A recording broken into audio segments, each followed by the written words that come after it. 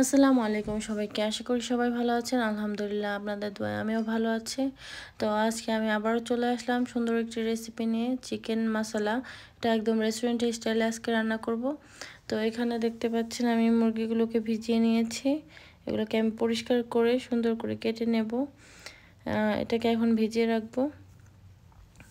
মুরগিটাকে আমি সুন্দর করে কেটে একটা জালির মধ্যে পরিষ্কার করে নিয়েছি। তো এটা পানি ঝরতে থাকে, এটাকে ম্যারিনেট করতে হবে না।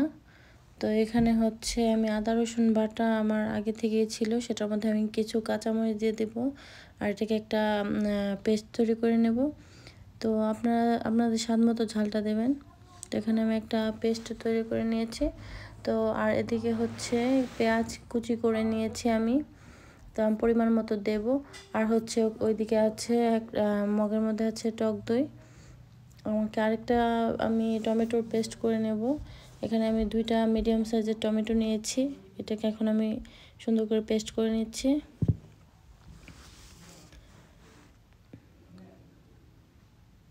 তো এখন আমি একটা বাটিতে ঢেলে রাখবো এটা।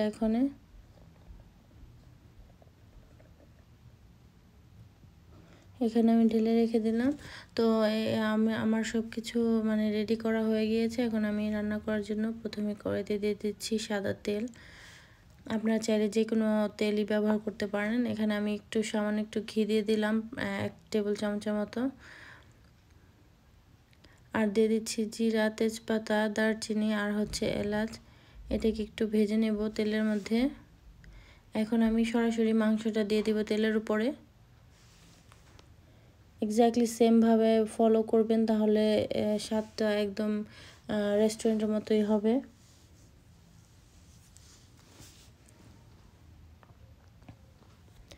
তো এইভাবে আমি একটু হালকা ভাজা হয়েছে পরে আমি পেঁয়াজ কুচিটা দিয়ে দিলাম।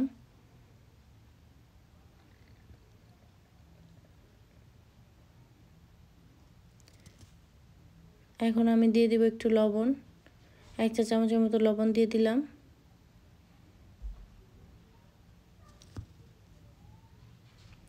এখন দিয়ে দিচ্ছি হচ্ছে আদা রসুন আর কাঁচামরিচ যে একসাথে বাটা আছে সেটা দিয়ে দিলাম। সেটা দিয়ে আমি এখন একটু কষাবো। এভাবে মাংসটাকে সুন্দর করে নেড়েচেড়ে একটু কষিয়ে নেব। এখন আমি একটু ঢাকনা দিয়ে ঢেকে দেব। তো ঢাকনা তুলে দেখতে পাচ্ছেন একাই পানিটা উঠেছে, আমি কোনো পানি দেইনি। এখন এই পর্যায়ে দিয়ে দেবো মশলা। 1 চা চামচ হলুদের গুঁড়া দিয়ে দিলাম আর দিয়ে দিলাম কাশ্মীরি শুকনো মরিচের গুঁড়া, কারণ আমি কাঁচা মরিচ অলরেডি দিয়েছি, তার জন্য ঝালের জন্য অন্য কোনো মরিচ দেওয়ার দরকার নেই। আর হচ্ছে ধনিয়া গুঁড়া দিয়েছি 1 চা চামচের মতো, 1 চা চামচের মতো জিরা গুঁড়ো দিয়েছি। আর এখন আমি এটাকে ভালো করে মশলাটাকে সুন্দর করে মিশিয়ে নেব নেড়েচেড়ে। দেখতে পাচ্ছেন কত সুন্দর একটা কালার এসেছে। কাশ্মীরি শুকনো মরিচের গুঁড়াটা দিলে কালারটা সুন্দর আসে, তাই আমি এটাই ব্যবহার করেছি। তো এখন আমি দিয়ে দিচ্ছি টমেটোর যে পেস্ট তৈরি করে রেখেছিলাম সেই পেস্টটা। এখন ঢেকে একটু কষিয়ে নেব।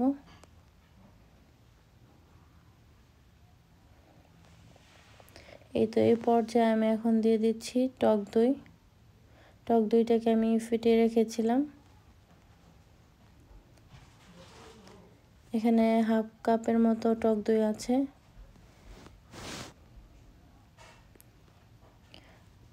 এখন আমি দিয়ে দিলাম কাসুরি মেথি, এটা 1 চা চামচের মতো দিয়ে দিলাম।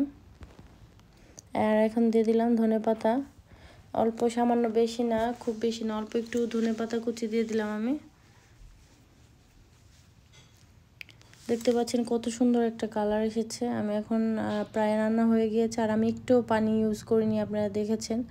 আমি এখন চুলাটাকে বন্ধ করে দিয়েছি।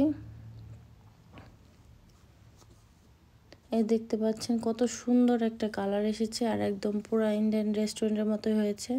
তো এটা একটা ইন্ডিয়ান চিকেন রেসিপি, চিকেন মশলা। তো আশা করি আজকের রেসিপিটা আপনাদের ভালো লেগেছে। যদি ভালো লেগে থাকে অবশ্যই আমার চ্যানেলটাকে সাবস্ক্রাইব করবেন, লাইক শেয়ার কমেন্ট করতে ভুলবেন না। তো সবাইকে সময় নিয়ে দেখার জন্য ধন্যবাদ।